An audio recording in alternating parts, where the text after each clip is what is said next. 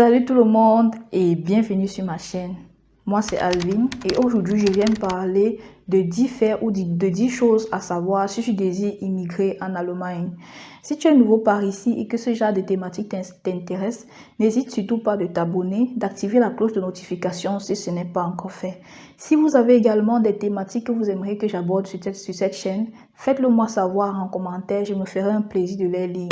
Alors sans trop tarder, je vais commencer par le premier fait ou la première chose à savoir. La première chose à savoir, c'est que en Allemagne, la ponctualité est de rigueur. Ce serait très difficile pour ceux-là qui sont retardataires, en fait, ou du moins, ceux-là qui ont l'habitude d'être en retard auront de sérieux problèmes en Allemagne. Je vais prendre un exemple assez simple pour vous expliquer de quoi est-ce qu'il s'agit.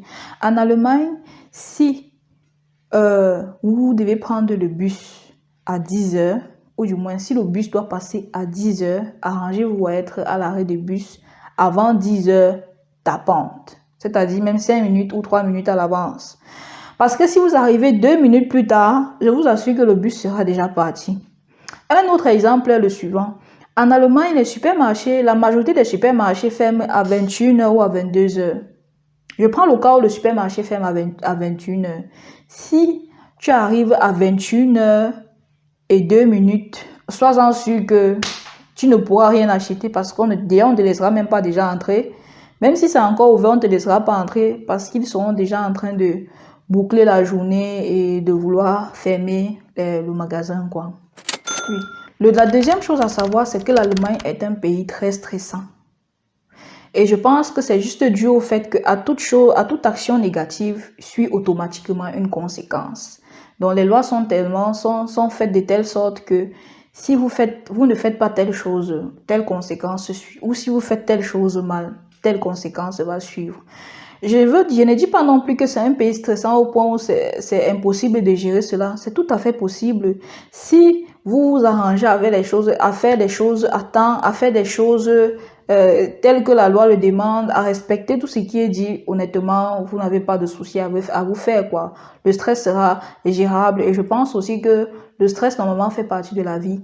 Et donc, pour ceux-là qui, de base, ne supportent pas le stress, honnêtement, je vous conseille déjà de travailler là-dessus. Si vous voulez vraiment venir en Allemagne, travaillez là-dessus parce que c'est un pays qui est assez stressant. Le troisième fait en Allemagne, c'est que la langue est incontournable. Je pense que l'avoir dit dans l'une de mes vidéos. Si tu n'as pas encore eu ou si vous n'avez pas encore eu à la regarder, je pense que la première vidéo, il suffit juste d'aller sur ma chaîne et vous allez la retrouver.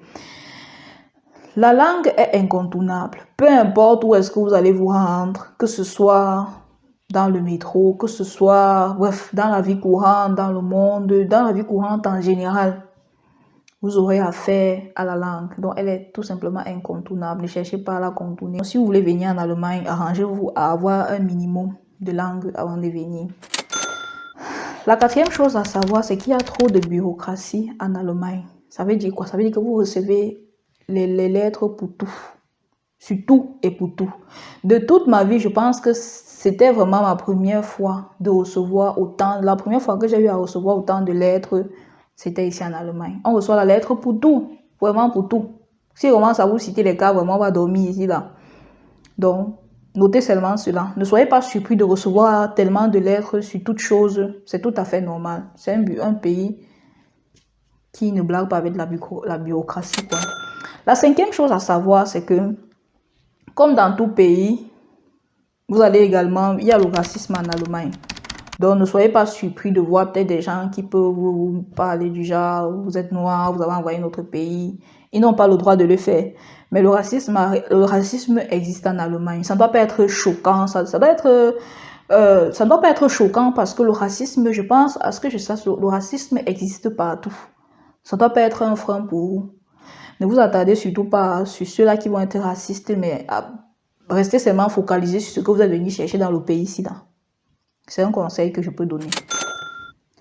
La sixième chose ou le sixième fait à savoir sur l'Allemagne, c'est que l'Allemagne est un pays dans lequel on a très rapidement son indépendance financière. Je parle surtout pour ceux-là qui viennent en tant qu'étudiants. Sachez que les jobs pour étudiants en Allemagne sont tellement accessibles. Il suffit juste de bien chercher et vous allez finir par trouver quelque chose. Et c'est également, pour la plupart des fois, c'est rémunéré de telle sorte que tu puisses vraiment payer tes factures, toutes tes factures obligatoires, c'est-à-dire payer ton loyer, payer ton assurance maladie et le manger aussi sans problème, quoi. Donc vraiment, c'est un point positif sur l'Allemagne. C'est vraiment un pays où tu atteins rapidement ton indépendance financière déjà en tant qu'étudiant, parce qu'il y a cette facilité-là. Les jobs pour étudiants sont vraiment accessibles, quoi. La septième chose à savoir, c'est que les cours de langue en Allemagne sont très chers.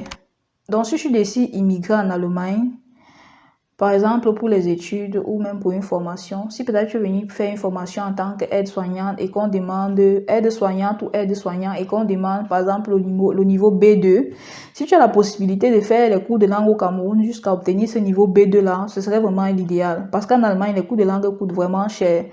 Il y a également ceux-là qui viennent souvent en Allemagne et qui n'ont pas de caution ou qui viennent juste avec une prise en charge, qui n'ont vraiment pas assez d'argent pour un début. Je conseille à ceux-là de faire leur cours de langue dans leur pays d'origine. Si vous pouvez même faire vos cours de langue dans votre pays d'origine jusqu'à obtenir l'attestation de fin de langue, comme par exemple le test DAF, faites-le. Franchement, c'est dans votre intérêt.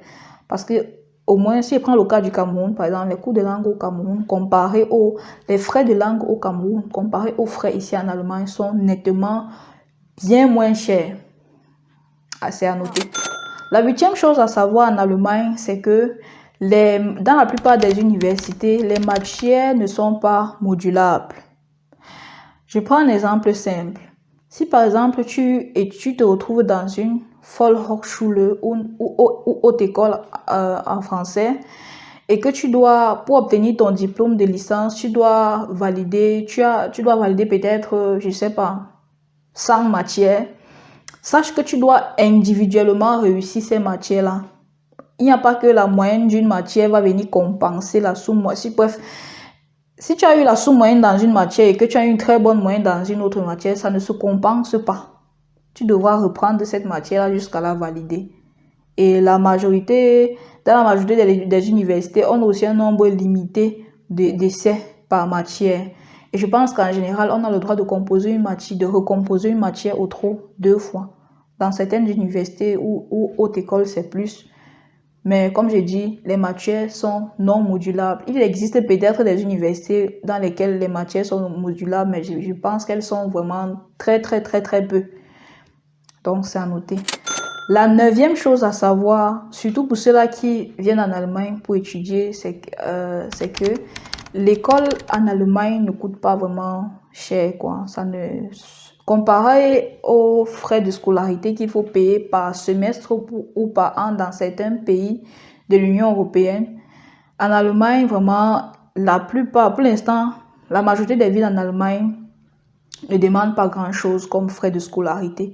Moi personnellement, durant mes études, j'ai dû payer, par semestre, j'ai payé maximum 160 € par semestre. Ça, c'était vraiment 160 €. Je pense que c'était vraiment lors du dernier semestre parce que les frais les Studiengebühr avaient légèrement augmenté. Et ce que je tiens à préciser, c'est que c'est vrai que depuis, je crois, 2 ou 3 ans, il y a une nouvelle loi qui est sortie stipulant que les étudiants étrangers devaient payer un peu plus cher, ou bien devaient payer maintenant une certaine somme d'argent qui est assez forte. Mais cette loi-là n'est pas encore appliquée dans tous les États de l'Allemagne. Pour l'instant, à ce que je sache, cette loi-là est appliquée dans l'État du Baden-Württemberg, par exemple. Dans le Baden-Württemberg, si tu veux étudier dans le Baden-Württemberg, tu devras payer par semestre minimum 1500 €. Chose qui n'est pas donnée.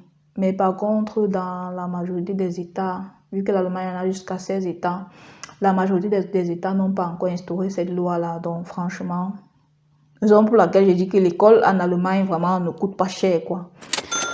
La 10e et dernière chose à savoir, toujours pour ceux-là qui viennent en Allemagne pour étudier, c'est que vous pouvez être exmatriculé de l'université dans laquelle vous étudiez parce que vous n'avez pas payé votre assurance maladie. Donc, peu importe les difficultés que vous traversez, si vous êtes étudiant, peu importe les difficultés que vous traversez, même si vous êtes foiré comment, même si vous n'avez pas d'argent comment, même s'il faut prêter de l'argent pour pouvoir payer votre assurance maladie. Parce que dès que vous ne payez pas l'assurance maladie, l'assurance envoie la lettre directement à votre école pour les tenir informés que depuis un certain temps, vous n'êtes plus assuré parce que vous ne payez plus votre assurance maladie. Et ils le font généralement après vous avoir averti plusieurs fois que vous n'avez pas payé vos frais, vous n'avez pas payé votre assurance. Quand ils vous avertissent de cela et que vous ne réagissez pas, automatiquement, ils informent l'université et une fois que l'université est informée que vous n'avez pas payé vous ne payez pas votre assurance maladie et quand ils sont informés que vous ne payez pas votre assurance maladie, ils prennent la peine de vérifier cela et dès qu'ils ont la confirmation, vous pouvez vraiment vous faire exmatriculer pour ça. Donc, faites très très attention. J'aurais pu vous citer beaucoup d'autres faits, mais vraiment, pour ne pas être longue, je me suis attardée sur ces 10 faits-là.